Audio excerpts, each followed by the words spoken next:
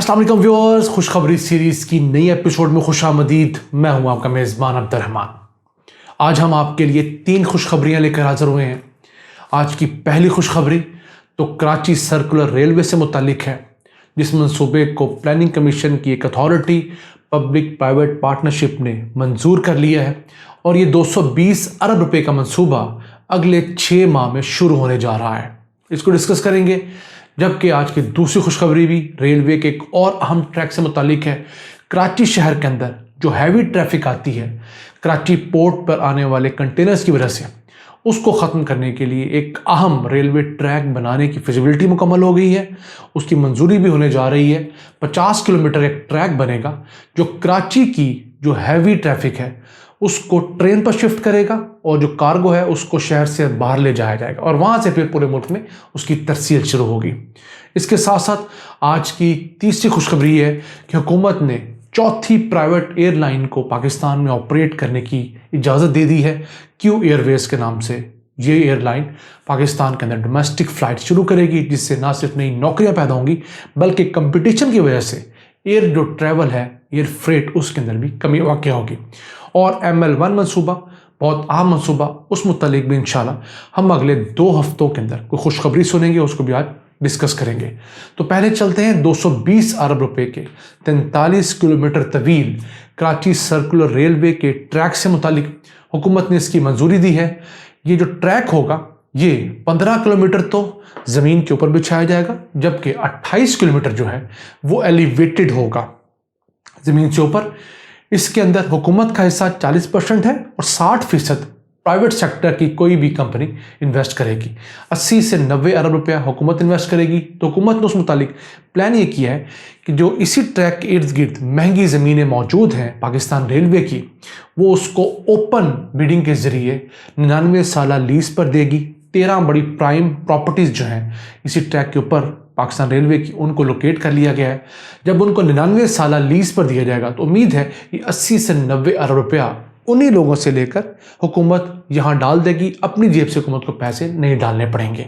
फिर 30 साल के लिए इस ट्रैक को प्राइवेट सेक्टर को दिया जाएगा, जो कि इसको 30 साल तक ऑपरेट करेगा। इसी साल उम्मीद है इंशाल्लाह जून जुलाई तक इसके ऊपर प्रॉपरली काम का आगाज़ होगा। सन 2024 में इसके मुकम्मल होने की उम्मीद है और रोज़ाना 4 लाख से ज़ायद मुसाफिर जो हैं वो इस सर्विस से इस्तेफ़ादा कर सकेंगे। इतना अहम प्रोडक्ट है ये। तो नाज़रीन, ये बड़े बड़े प्रोडक्ट पाकिस्तान जैसे मुल्क के अंदर शुरू करना एक बहुत बड़ा मसला होता है, क्योंकि फंडिंग के इश्यूज़ होते हैं।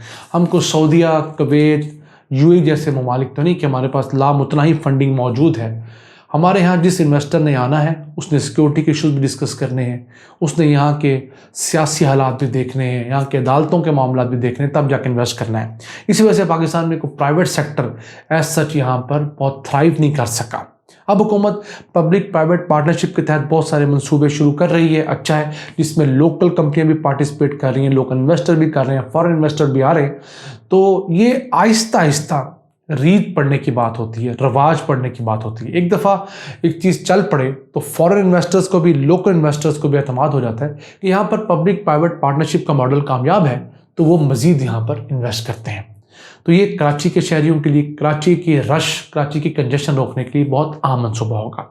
इसी के साथ एक और अहम मंसूबा, उसकी फिजिबिलिटी बन गई है, उसकी मंजूरी अगले 1-2 हफ्ते में दे दी जाएगी। वो क्या है, कराची पोर्ट के ऊपर जब शिप आता है तो वहाँ से जो कंटेनर लेकर ट्रक्स निकलते हैं वो पूरे शहर के अंदर उदम मचाते हैं, ट्रैफिक कंजेशन का सबब बनते हैं। उसका हल ये निकाला गया है कि कराची पोर्ट से लेकर पिपरी एक ड्राई पोर्ट है, वहाँ तक 50 किलोमीटर का एक डुअल रेलवे ट्रैक बिछाया जाएगा।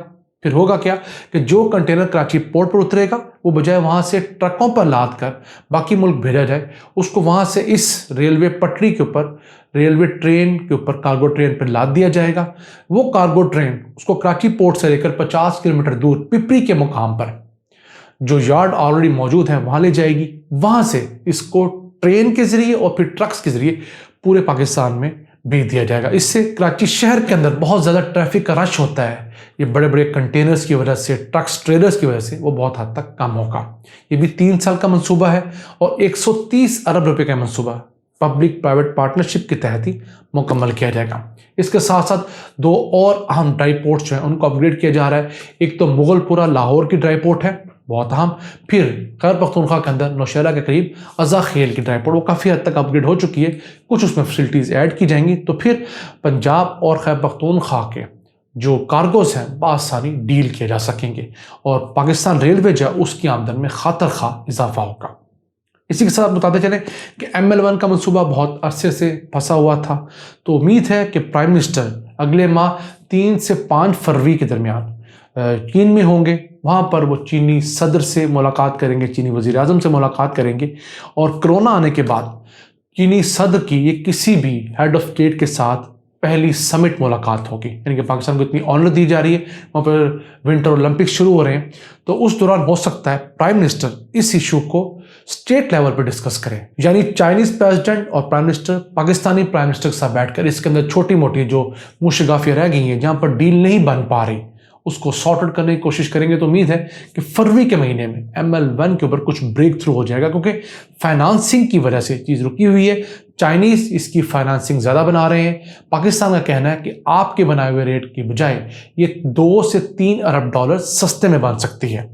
तो पाकिस्तान बड़ा अच्छा कर रहा है, हालांकि हम हमेशा दूसरों की फिगर्स मान लेते हैं। इस दफ़ा हम कह रहे हैं कि तकरीबन 7 अरब डॉलर्स का प्रोजेक्ट है, वो कह रहे हैं ये 9 से 10 अरब डॉलर का प्रोजेक्ट है। तो 3 अरब डॉलर्स का पाकिस्तान को लॉस ना हो, इसलिए हुकूमत फाइट कर रही है। इसी वजह से ये मनसूबा ताखीर का शिकार है, लेकिन उम्मीद है कि जून सन 2022 तक इसके ऊपर कुछ ना कुछ वर्किंग स्टार्ट हो जाएगी। इसी से चलते आज की आखिरी खुशखबरी की तरफ, तो हुकूमत ने मुल्क के अंदर चौथी प्राइवेट एयरलाइन को भी काम करने की इजाज़त दे दी है। इसका नाम है क्यू एयरवेज। काबीना ने इसकी बाकायदा मंजूरी दी है और ये चौथी किस तरह है। इससे पहले पाकिस्तान के अंदर एयर सियाल है, एयर ब्लू है और सेरेन एयरलाइन है। ये चौथी एयरलाइन है। इसके अलावा भी अभी 2 एयरलाइंस के जो लाइसेंसेज हैं वो लाइन में पड़े हुए हैं। वैसे एयर सियाल ने तो इंटरनेशनल फ्लाइट भी शुरू कर ली है, बहुत थोड़े अरसे में बड़ा अच्छा काम कर रही है, अच्छी सर्विसेज दे रही है। तो पाकिस्तान में जब ये छोटी कंपनी आएंगी तो इससे ना सिर्फ जो PIE की मोनोपोली है वो टूटेगी, मार्केट में कंपटीशन पैदा होगा, नई जॉब्स क्रिएट होंगी, लोकल टूरिज्म जो है वो बढ़ेगा। आप गुज़िश्ता दिन जानते होंगे जब कोरोना के बाद मामला खुले तो जो एयर ट्रैवल था वो ट्रेन के बराबर आ गया था, क्योंकि ऑयल की कीमतें भी कम हो गई थी, बहुत सारे दीगर वजूहात भी थी। तो मैंने खुद अपने एक रिश्तेदार को 6,500 रुपये में लाहौर से कराची भिजवाया था। इतनी ही जो AC पार्लर की टिकट थी ट्रेन की। तो जब कंपटीशन बढ़ेगा तो परफॉर्मेंस बेहतर होगी, तो बिजनेसेस के अंदर जो लीकेजेस होती हैं फाइनेंशियल और दीगर, वो तमाम कंपनियां प्लग करती हैं, तो रेट्स भी कम आते हैं, क्वालिटी बेहतर हो जाती है। एक चौथी एयरलाइन इस चीज़ की भी गम्मास है कि पाकिस्तान में अब एयर ट्रैवल पर लोग पैसे खर्च रहे हैं। इसका मतलब है लोगों के पास पैसा है। अगर लोग एयर ट्रैवल पैसा ना खर्चते होते तो इतनी सारी एयरलाइंस पाकिस्तान ना आती। अभी तो चौथी है, 2 और आ गई तो 6 प्राइवेट सेक्टर की होंगी, 7वीं जो है वो PIE है। पाकिस्तान 22 करोड़ का मुल्क है, बहुत ज़्यादा लोग इसमें मालदार हैं। वो अलग बात है कि उन मालदारों की अक्सरियत टैक्स नहीं देती। आहिस्ता से हुकूमत सबको काबू कर रही है। अगर आप बड़े शहरों में जाएं, कराची, लाहौर, इस्लामाबाद, फैसलाबाद, तो जो बड़े बड़े डिपार्टमेंटल स्टोर्स थे, बड़ी बड़ी बेकरीज थी, वो आहिस्ता आहिस्ता FBR के साथ अटैच हो रही हैं। आप उनकी रसीद लें तो उसके ऊपर FBR का लोगो और साथ QR कोड बना होता है। इट मीन्स वो रियल टाइम में 1 रुपये की चीज़ भी बेचें तो FBR को पता होता है उसी वक्त, और अगर 1 लाख की चीज़ भी बेचें तो FBR को पता होता है। मैं लाहौर के अंदर कई ऐसे बिजनेस को जानता हूँ जो आज से 1 महीना पहले तक FBR के साथ अटैच नहीं थे, करोड़ों रुपए की सेल करते थे महाना, अब वो अटैच हो गए हैं। उनको मैंने चेक भी किया तो बाकायदा वो टैक्स नेट में आ गए।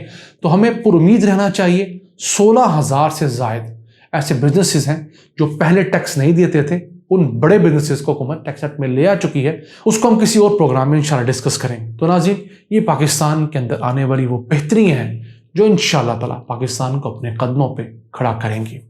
हम अल्लाह से दुआ गो है कि इसी तरह पाकिस्तान पर अपनी रहमतों और बरकतों का सिलसिला जारी और सारी रखें। इन अल्फाज के साथ अपने मेज़बान अब्दुर्रहमान को इजाज़त दीजिए। अल्लाह ने के बाद।